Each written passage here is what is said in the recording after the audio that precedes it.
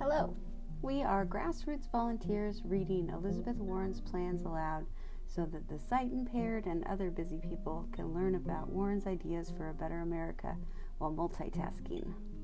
We are not professional voice artists, we do not have fancy equipment, we do not have sound studios.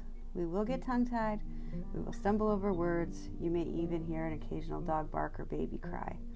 You can read all of Elizabeth Warren's plans yourself by Googling the words Team Warren Medium. Again, that's Team Warren Medium. And without further ado, here's one of Elizabeth Warren's plans. What Elizabeth will do. Elizabeth Warren, candidate for the United States presidency, 2020.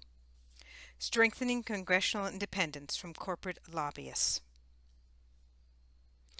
Elizabeth Warren, September 27, 2019.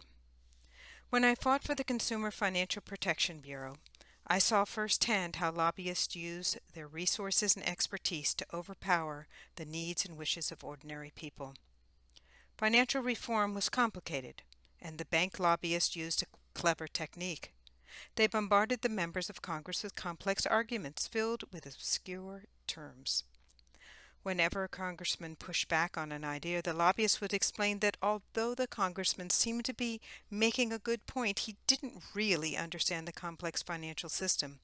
And keep in mind, the lobbyist would tell the congressman that if you get this wrong, you will bring down the global economy. It was the ultimate insider's play. Trust us, because we understand it, and you don't. And too often, Congress doesn't. It's just another way that our government is working for the wealthy and well-connected. While a big part of the problem is a broken campaign finance system, members of Congress aren't just dependent on corporate lobbyist propaganda because they bought and paid for. It's also because of a successful decades-long campaign to starve Congress of the resources and expertise needed to independently evaluate complex public policy questions. For every bad faith actor in Congress bought off by big banks, there are others who are genuinely trying to grapple with the technical aspects of financial reform.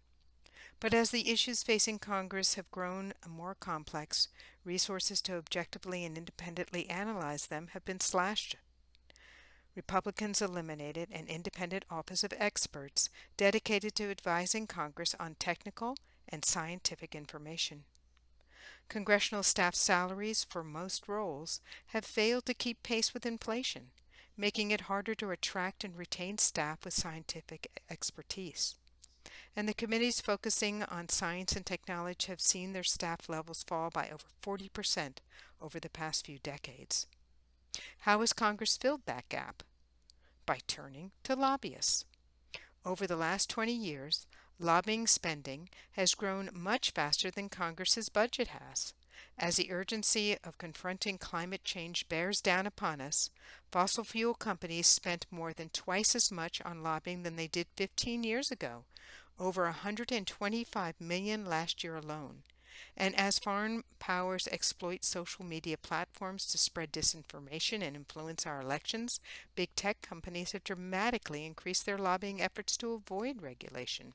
Lobbyists are filling in the gaps in congressional resources and expertise by providing Congress information from the perspective of their paying corporate clients.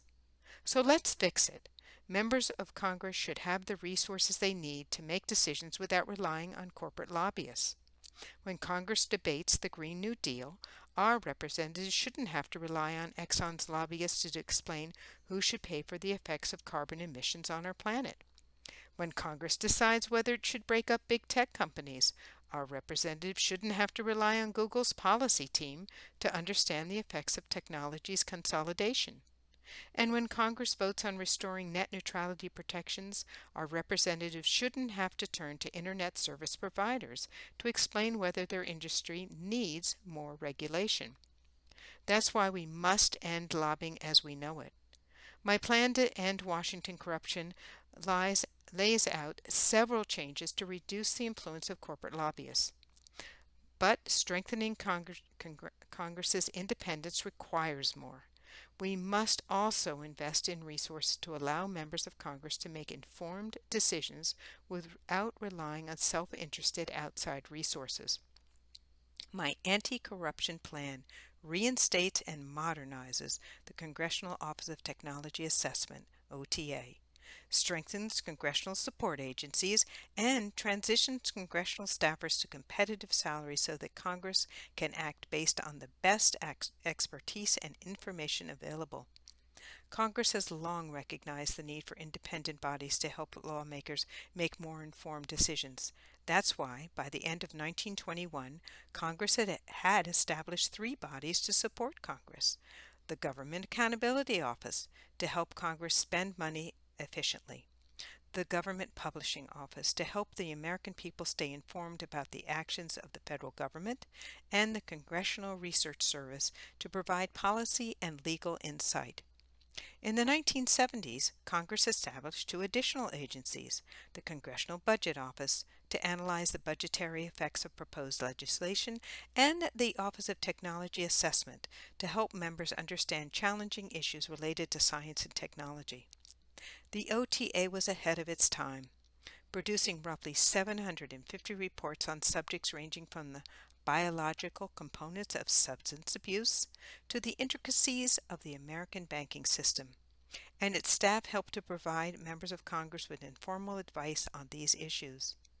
One series of OTA studies on synthetic fuels even helped to save the federal government $60 billion. The OTA also published objective research on climate change.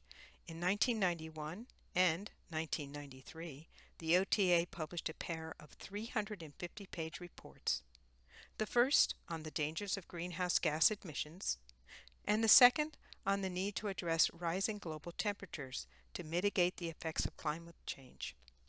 2 years later, House Speaker Newt Gingrich, who believed that the OTA was, quote, used by liberals to cover up political ideology, unquote, defunded the office. This move prompted bipartisan outcries from members of Congress who relied on objective information to make informed decisions. If the OTA had survived Gingrich's purge, it would have provided Congress with a vital resource to counter the disinformation peddled by the fossil fuel industry and climate change deniers. More independent information on the threat of greenhouse gas emissions could have pushed Congress to take decisive action decades ago. Instead, experts say we now have only about 12 years to cut our carbon emissions roughly in half as the effects of climate change continue to worsen. It's not just climate. Without objective scientific and technical analysis, Congress has also struggled to even debate how we might competitively regulate our industries that require a complex understanding of science and technology. When Mark Zuckerberg testified about Facebook's role in Russia's interference in our elections, members of Congress struggled to engage meaningfully in conversation about basic technological concepts. Senator Roy Blunt boasted of the Facebook addresses printed on his business card, and Senator Orrin Hatch asked Facebook how Facebook makes money if it is free to use. Quote, "Senator, we run ads," unquote, Zuckerberg replied. Even senators well versed in social media struggle to ask difficult concepts like end-to-end encryption, location tracking, and the competitive landscape of Silicon Valley. It's harder and harder for members of Congress to directly employ individual experts too. Our government works best when it can attract the top talent to tackle the difficult problems that we face. But congressional staff salaries for most roles have actually declined over the past few decades, making it harder for government to compete, and far more tempting for those who serve in government to go through the revolving door into the private sector. Meanwhile, between 2001 and 2018, federal employees in Washington who were paid on the general schedule, the predominant pay schedule for federal employees, saw an 8.19% salary increase. Nobody should be surprised that then the average tenure of House staffers is less than 4 years for all positions, compared to 13.5 years for the average federal employee. and that congressional staffers often leave to take lobbyist jobs working on behalf of giant corporations. In a democracy, members of Congress invariably will come from a variety of backgrounds. That's a good thing. But we are increasingly asking them to climb steep learning curves on these technical subjects without much help other than from corporate lobbyists whose goal isn't to find the right policy answer, but rather to secure the most profitable outcome for their companies. If we want competent public policy that can actually hold big corporations accountable, we need reform. Here's how I would start. Reinstate and modernize the Office of Technology Assessment. The OTA was originally led by a bipartisan group of lawmakers, with votes divided evenly between the Democrats and Republicans. The new OTA should be led by a single, independent director to ensure that increased partisanship does not prevent members of Congress from receiving the information that they need. The OTA should also have the authority to self-commission reports and be equipped to respond to short-term requests from members, such as preparing for hearings, writing regulatory letters, and weighing in on agency rulemaking, rather than largely limiting its efforts to lengthy, long-term reports. And the OTA should have in-house experts on interdisciplinary issue areas so that it can provide information and analysis of issues like climate change and technological consolidation that do not fit within a single issue area. Increase funding from congressional support agencies. Congress needs all the support it can get to defend against the influence of lobbyists, but the agencies set up to support Congress have been gutted over the past few decades. Between 1975 and 2015, the Congressional Research Service, the Congressional Budget Office, and the Government Accountability Office have lost nearly half of their combined staff. That's why my plan establishes a lobbying defense trust fund, financed by a tax on excessive lobbying, to reverse these cuts and further strengthen support agencies that members of Congress rely on for independent information and advice during the policy-making process. Transition congressional staffers to competitive salaries. After years of budget cuts and stagnant pay, congressional staff salaries lag far behind the private sector. And because the congressional staffers are not paid according to the general schedule, their salaries are more likely to fall further behind.